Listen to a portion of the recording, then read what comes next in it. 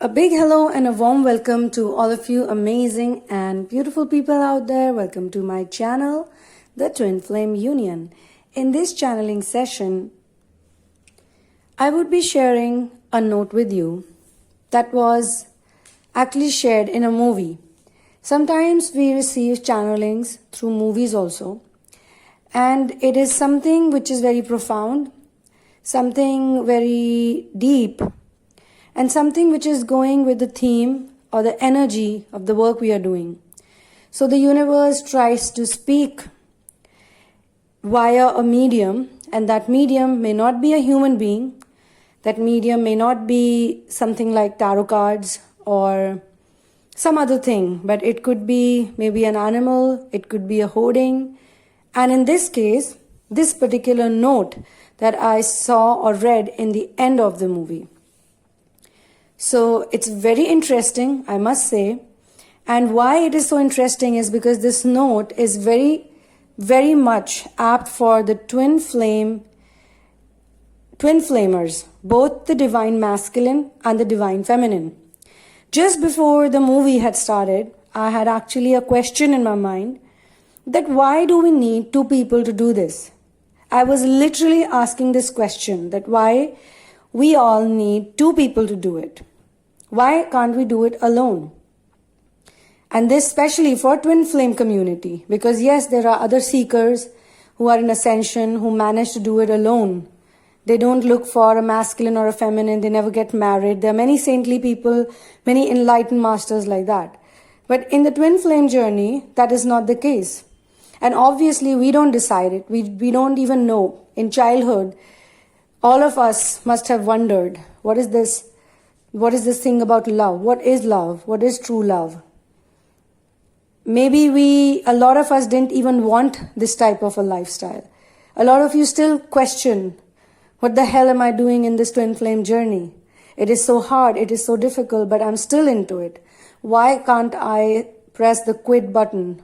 Why can't I just press escape like you have on the keyboard and just get out of it? Because we can't get out of it, because all of this is predestined, and even before we were born on earth, this was the plan of action. And this was the fastest, even though it was a difficult route, whatever you want to call it, but it was our best chance. We knew that it will work. It would not work, of course, without the grace of God, and that's why we all have master souls who are guiding us. We have our masters, we have our gurus. And as I say, that twin flame gurus are Ram and Sita and Ram. They are both the same. There was a time when I used to see them as separate entities. I used to look at Ram as a separate individual and Sita, the feminine, separate. But over a period of all these years, I've realized that Sita and Ram are literally the same.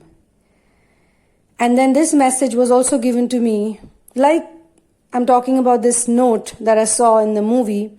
Similarly, I was given a message through a painting, a channeled painting. What is a channel painting? You don't know what you're going to paint, but you sit in front of a blank canvas and you just keep painting till you know that the painting is complete.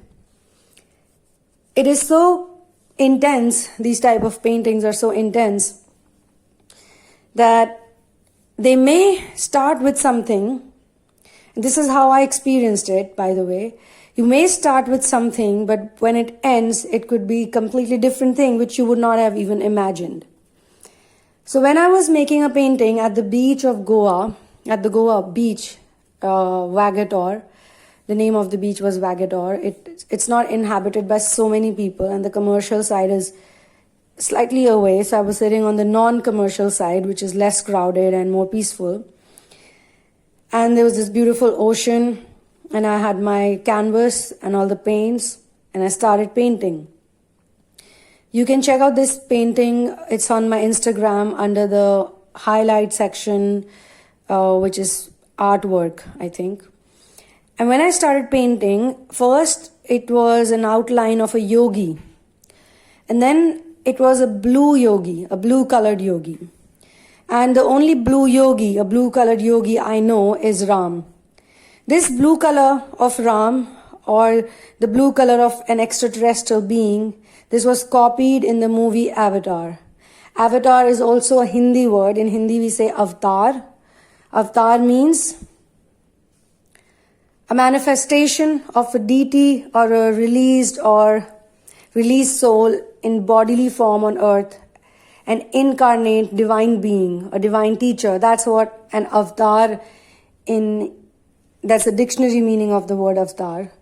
But obviously due to the different type of pronunciation, avatar became avatar in English. Now a lot of people say avatar. Even in India people say avatar, but actually it's avatar.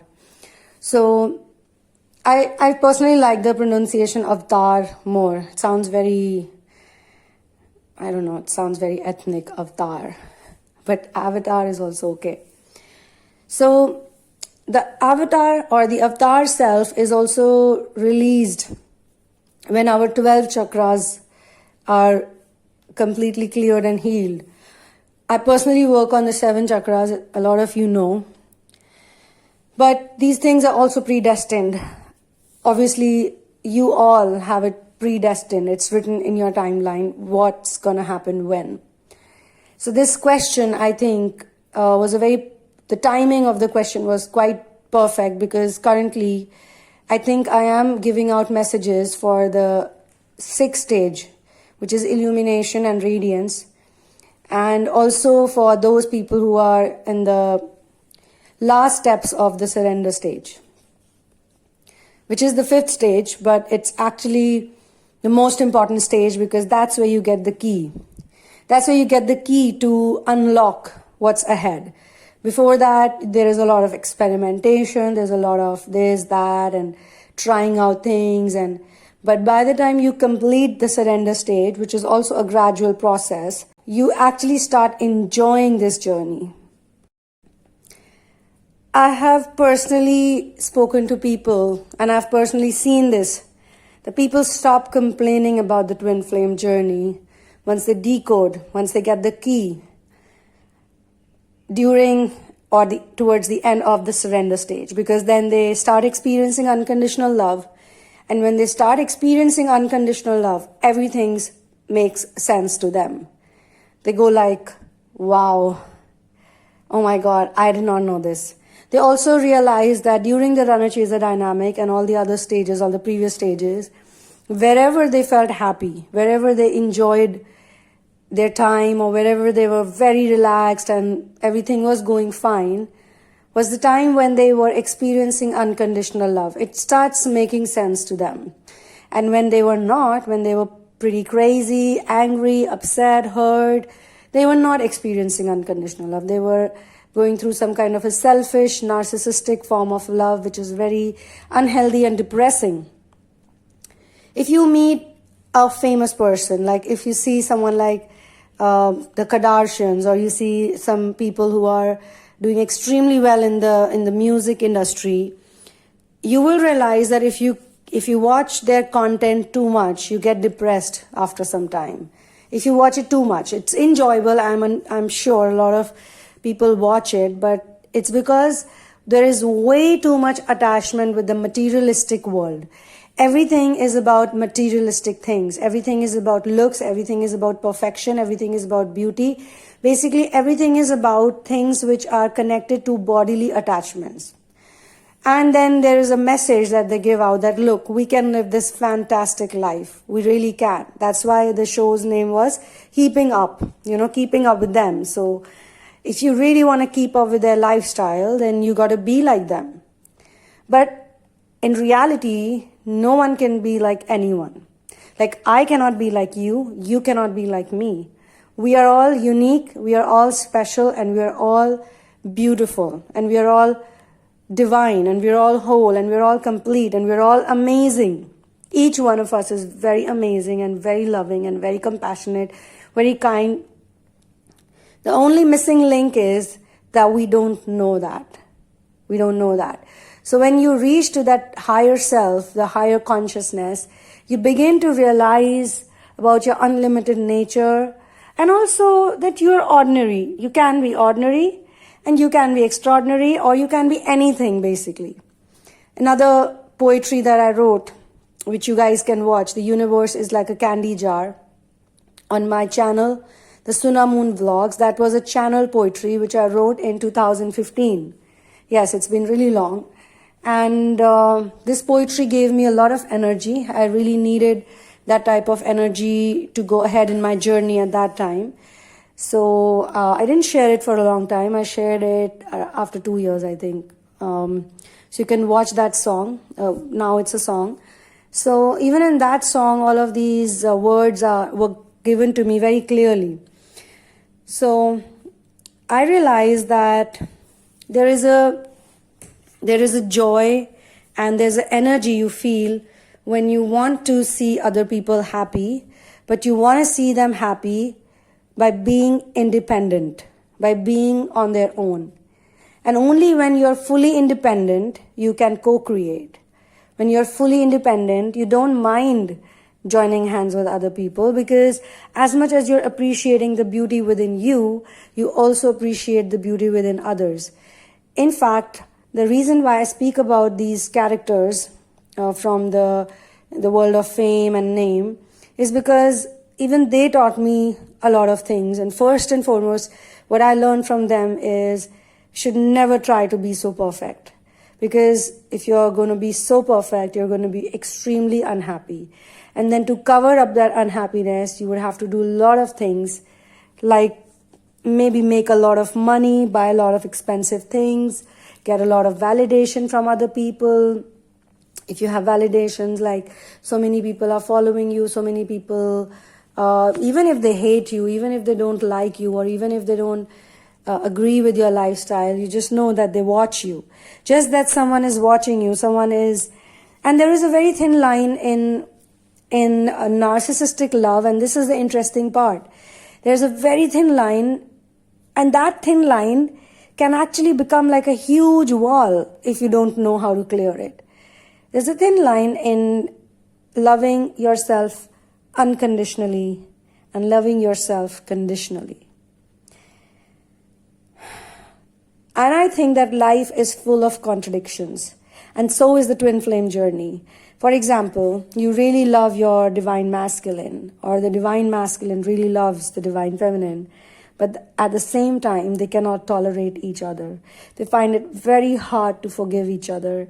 They find it very hard to ignore the imperfections, because they really both want a perfect partner. Both of them. I won't say just one. It's just that one person learns a trick before the other. But they learn it because of the other, and eventually they're going to pass on the trick to the other. Isn't it so interesting? So I asked this question, like randomly I said that why can't they do it all by themselves? Like they're star seeds, they've got this DNA, they can figure it out. Why can't they? And why is this timeline designed like that? And then I started watching a really short movie, which probably, I don't think it's a very popular movie. I was just browsing through and I saw this movie and I was like, it didn't even look like an exciting movie, to be honest. And when I was watching the beginning part, I was like, oh, it's just another strange movie, like some kind of murder mystery or something, which I don't enjoy watching, to be honest. I'm more of a science fiction. I'm more of I just like movies which are about the other dimension. And I know you all do it too. I know it. I just know all of you are like that. Not just me. Most of you are like that. There was a time when a lot of us used to watch emotional stuff like romantic, rom-com. I really don't understand. I find romantic movies to be really total comedy and really dumb and lame nowadays. Not nowadays, like it's been a long time I stopped watching. I find it to be really low frequency sort of a content. And I was very surprised when I was reading about a doctor who was speaking about these emotional frequencies, and he mentioned this, that romance is actually very low frequency. It's on number 140, it's on 140, which is very low. Even to release yourself from narcissistic energies completely free, you got to be at least 500. So imagine where 140 is and where 500 is. So, and this happened on its own. Like there was a time as a child, I remember as a teenager, I used to watch so much of romantic stuff, used to read all of these books and love stories, and then I was like, oh, suddenly I was like, no, I can't really tolerate it. It's too much for me. In any which way, I was commitment phobic, and I'm still, I don't like the idea of how people get married and, you know, how they commit in public. Or, I mean, it's good to commit because commitment is something which happens naturally, I think. That's the way I would like to say. Like how you get committed to your mission work, or how you get committed to your ascension work, or how you get committed to gratitude, how you get committed to source. You don't have to do anything. And before that, how you get committed to the divine masculine. This is where it actually starts to add a rapid sort of a movement in your journey, in your ascension journey, because of the commitment you do to the divine masculine. It's not a commitment which is on legal papers. It's not a commitment on, you're not screaming at the top of the mountain and saying, I love you, you are mine. You can do that, but you can do that too, but you don't have to. That's the whole thing. You don't have to, because the commitment happens naturally. And those of you who feel that your divine masculine has done all these nasty things to you, and you cannot, you can't even forgive, because I know by the time you reach to the final stages, you're not the same person who was in the runner-chaser dynamic. It's a very different experience. And those of you, if you resonate with what I'm saying right now, you know what I mean. You will start getting very angry about the bad things they've done to you. You're no longer going to be, oh, I love him, he's my twin flame, or he's my divine masculine. You're not going to be like that all the time. You're going to have those moods where you'll suddenly remember how much he tortured you, how much he, pissed you off, and how much you felt upset. And obviously in the beginning, the feminines are the runners. Let me say this here. Feminines are the ones who are not sure about them, so they sort of keep testing them, or they're not 100% sure. And this is how the journey should be. If you're going to be so sure in the very beginning, why would you do all this work, right? And you're not sure, not because you don't want to be sure, or you have tantrums, or you're playing some kind of mind games. It's because you've been hurt so badly. When I'm talking to you, as in the divine feminines, were hurt so badly because of the previous toxic relationships or all the toxic programming. By the time they do end up meeting the divine masculine in physical, they've actually done a lot of work, let me tell you. So you just manifesting your twin flame, even that is a big step in this journey, because a lot of us have to go through the false twin dynamic, bad marriage, like a lot of pain actually. Some of them go through bad marriages, some of them go through domestic violence or physically abusive relationships, if not marriage, because a person can physically abuse you or treat you so badly, and if they are psychos, only when you have really committed to them and they don't deserve the commitment. So when you realize, you learn in the process that you should not be committing to people who are unworthy of you. You should only be giving commitment to people who are worthy of you, and that too natural commitment. Just the way divine masculine, when he starts realizing that he did wrong to her, he comes back, he says sorry, he apologizes, or even in the stage when he is researching about her, research. He's not searching this time, he's researching, he's repeating. He wants to be sure that she is the one, and this happens after she has found the source of unconditional love within her. So everything is so connected. So even in childhood, I used to really not like this idea of commitment, as in the regular commitment that people used to do. But there was a fascination because of romantic movies. There was a fascination because of all the novels and all the love stories and this and that. So you would always think like, is this the right thing to do? And when you do it, It's not like you've not done it. A lot of people tell me that, oh, my life is like this, my masculine is not coming to me. Of course, they are still stuck in the runner-chaser dynamic, but I must say that most of you divine feminines have tried out all of these romantic things that most couples do, pretend to do, even before they met the masculine, even before they met the twin flame. They have done everything. They have manifested everything, a relationship, good-looking partners. I know a lot of feminines who did not just attract one good-looking partner, but they attracted many good-looking partners. Physically attractive, this and that. And the false twins are normally not, they never find them attractive, physically especially. But the false twins are full of bullshit. They are full of charade and dramatics. So anyway, they just manage to and seduce them or whatever, attract them, and somehow they realize all of these things. By the time they meet their twin, this thing of this pull is very natural and very intense.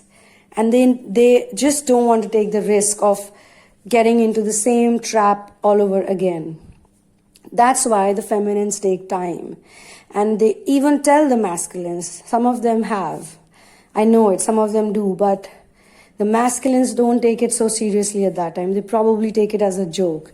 Like if she would say, I was betrayed before I met you, or, I don't know what relationships are all about anymore, because he says that, we're going to be fine. And she says that, oh, I don't know. Long-term relationships also don't work out. So what the hell? I don't believe in it anymore. Now, she's saying this out of her own experience, her bad, horrible experiences. So she doesn't want to overcommit, or she doesn't want to do anything, which will later on make her feel stupid or hurt. More than, you can all be stupid, that's not a problem. But imagine the divine feminine, some of you have been physically abused. You've been physically assaulted in relationships, or you've been in relationships where you were treated like an idiot for a long time, or some of you were just giving your money, or some of you were just used as an object, a sex object. So all of this has created so much pain in them, but they learned to release it, they learned to let it go, and they became open to unconditional love. Once again, that's a big, big, big, big, big achievement. So when you do attract your twin flame, I think you have done a really good job. But the masculine, on the other hand, who have no idea about this trauma, about this pain, they have no clue. They just live in a very privileged world where, having an intercourse with someone is probably just done for fun. Or maybe they just want to drink, or they just want to party, or they have all these fancy cars that they take out on for a drive. Even if they are not all this materialistically, these type of things, they would probably be really pampered a lot in their own family, in their own lives. They are really, they're really taken care of.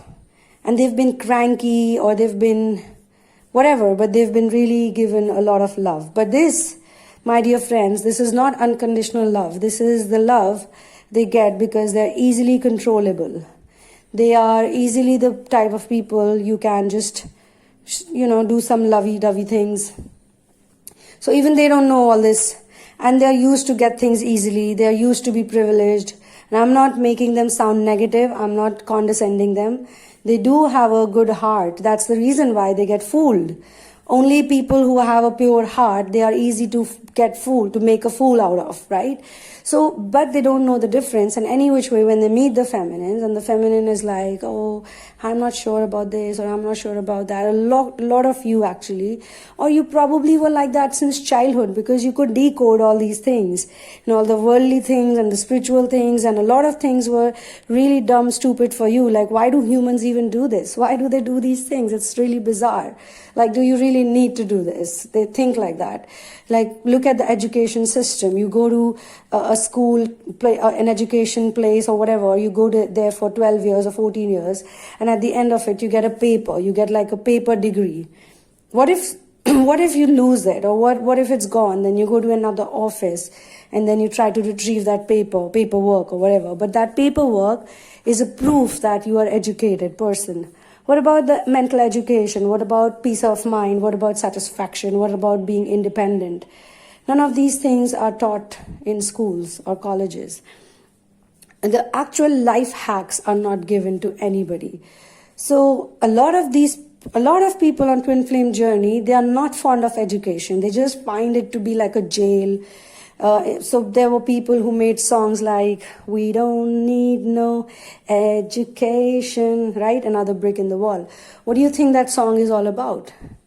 All in all, it's just another brick in the wall. They're just talking about how education is not good for human beings. Education is good, but not this type of education. This sitting in the classrooms and looking at a teacher and mugging up things and not getting any real life experience. The most important thing that one must know is how to find peace of mind and contentment. And that is the only thing which is not taught anywhere. So nevertheless, coming to this note that I found after I asked this question, why do we have to do it like this? Why two people are in this situation called a twin flame journey? Why not one? And I saw this movie called The Lift. And the only reason I saw it is because the description said that it's a science fiction. That's it. It's a science fiction. It's a very short movie, just 50 minutes or 53 minutes or something. I said, okay, and I was really drawn to it. I don't know why, even the title, The Lift, it almost read like uplift, but it was The Lift. So I was like, okay, I just started watching it, and for some time it was a little bit interesting, but not that interesting. But as it kept going on, I was even fast forwarding in some places. That's how I watch a lot of things, fast forward. But there was some really interesting parts in it. And then it made sense as to why I was watching, or I was so intrigued to watch the movie, because in the end, there is a note that has been given by the person who had created a time machine. And this has been sent by this person, the scientist, or this guy who created this time machine, the loop in the time machine and how to get out of the loop. He wrote a letter to his beloved while they were in separation. Okay? So I must read it out to you, and you will know why I'm talking about it. For personal readings, guidance on dream interpretation, counseling, and therapies, please go through the description box first. And once you're sure, then write to me at thesunamoon@gmail.com. When it comes to Twin Flame intuitive readings, I prefer not knowing anything about you, about your journey before the reading, so that we can get the best and most accurate answers during the reading. But in case of therapies, you have to share with me different facets of your life so that we can heal the wounded inner child, which then leads to a 5D union. You can also get the book In the Name of Love, which has 5-channel twin flame stories based on the journey of finding your ultimate soulmate. And the link is also given in the description box. Connect with me on Instagram at the Sunamoon Goddess, and you can also subscribe to the Sunamoon vlogs to get interesting content supporting Ascension lifestyle. And Ascension is a lifestyle, yes. The note was basically sent on a tape, and it said that my love, the name of the person, but my love, if one day you ever find yourself listening to this tape, it will mean that the experiment has succeeded. But it won't matter. I fail because we are not together, and I can't take it anymore. When we moved here, you thought I would be working only as a buildings keeper, buildings superintendent, something temporary. I never told you the truth. I was so close. I had to finish my experiment, and I thought it was best to hide it. Everything seemed so perfect. A building with the infrastructure I needed to complete the journey. A building very similar to the companies at my disposal 24/7. I continued with my experiment, but I got so obsessed that I was unable to tell you. You used to say that couples should tell everything to each other. As always, you were so right. If I had told you, you would have convinced me to forget it and wouldn't be here right now. Like he won't be there right now. I would be home with you. I really miss you. If you ever listen to this tape, I want you to know I'm sorry I lied to you. You are what I need the most in the world. And then there were two people in this movie. This is where the note ends. And there were two people in the movie, and both of them had a lot of love for each other, girlfriend and boyfriend. And they had both made many mistakes during the relationship, but each time they made the mistake, they got closer to each other. And they had also gone through this breakup and going away and coming back. So everything was quite aligned with the twin flame situation. When they were in the loop, they had to come out of the loop together. This puzzle or this loop or this mystery or this time machine could only be solved when two people work together at the same time. You can watch this movie if you want. It would make a lot of sense to you, but this is the note that I wanted to share. This is also a message for a lot of people who are going through the phase of separation or the feeling of duality or the feeling of separatedness, because that's where the conditional love frequency works. So it's like really like a sad place to be in. And I always say to all of you that it's your feeling that changes everything. Basically, feeling is the key to everything. And if you are feeling separate from someone, obviously you are going to experience that. When you're not feeling separate, when you are feeling like the same person, the one love, the feeling of one love, you will feel one love everywhere without an exception. So the guy and girl in this movie, the protagonist, they after hearing to this note, he says he really missed her. What if he literally needed her to get out of here? The other one says, what do you mean? And then he says, this couldn't be done by one person alone. On count of 3, 1, 2, 3, go.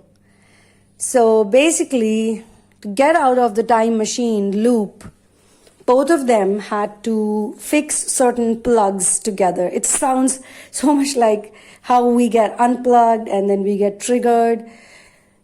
And this is where I would obviously close the channeling, but I want to leave by saying that twin flame journey is full of adventure.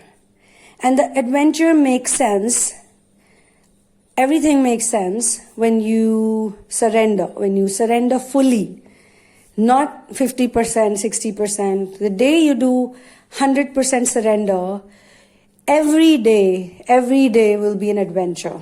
Every day will be an adventure. You will not have any regrets. But for that, you have to be very brave, very bold, very courageous. You can't be scared of being alone. You gotta love your time. You gotta love and enjoy you being yourself. Even if you are in a dark, dense forest, you should be able to make merry. In Hindi, we have another very cool phrase. It says, it's very funny too. It says, Jangal mein mangal. I don't know how many of you are Indians here. The day you learn to do Jangal mein mangal on your own, jungle means forest and mangal means merriment. When you can learn to be happy even in a forest, that's the day you are actually enjoying this journey, and that cannot happen without surrender. So thank you so much for being here with me. One love and peace out.